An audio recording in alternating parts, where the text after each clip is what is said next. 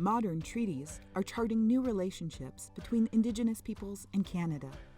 Since 1975, 26 modern treaties have been signed, with Indigenous people reclaiming ownership of more than 600,000 square kilometers of land.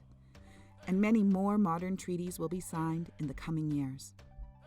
Modern treaties have a major impact on all of our lives.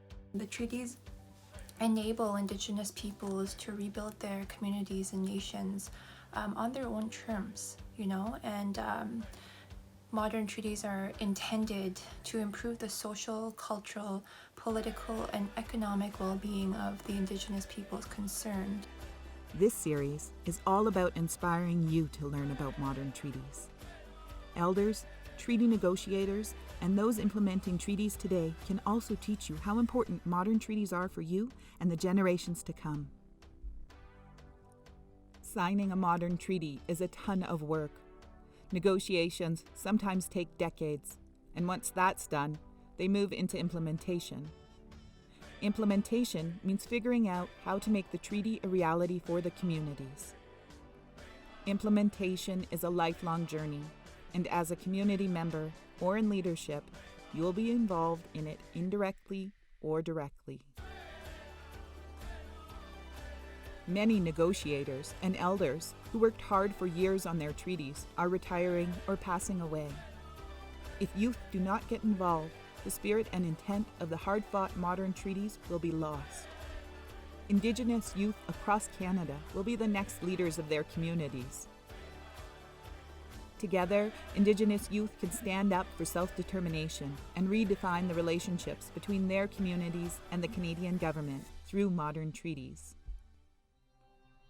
To help youth understand the modern treaty process, the Gordon Foundation has been hosting treaty simulations.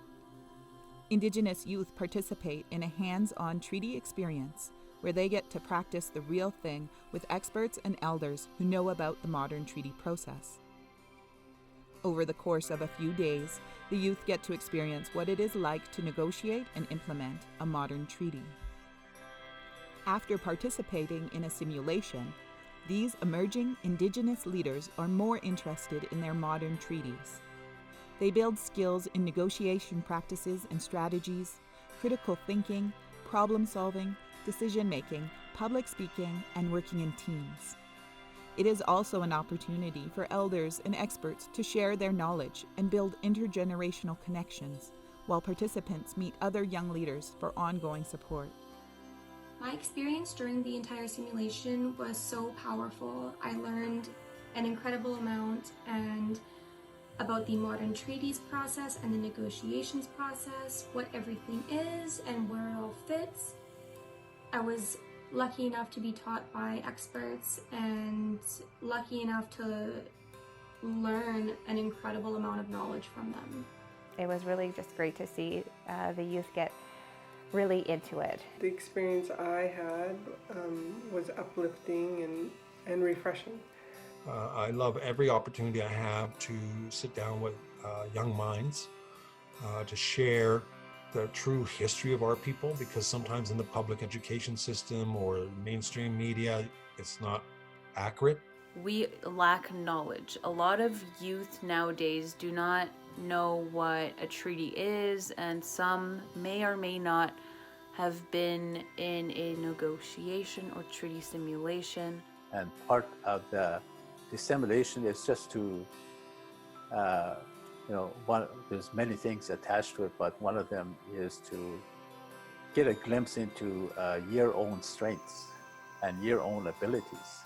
I thought it was a really wonderful opportunity for me to actually witness, how keen and how interested our young people are, and how quickly they learned, and how the natural leaders among them just showed right up, and they shone quite brightly. After my first simulation, I was so moved by the experience, my perspective changed.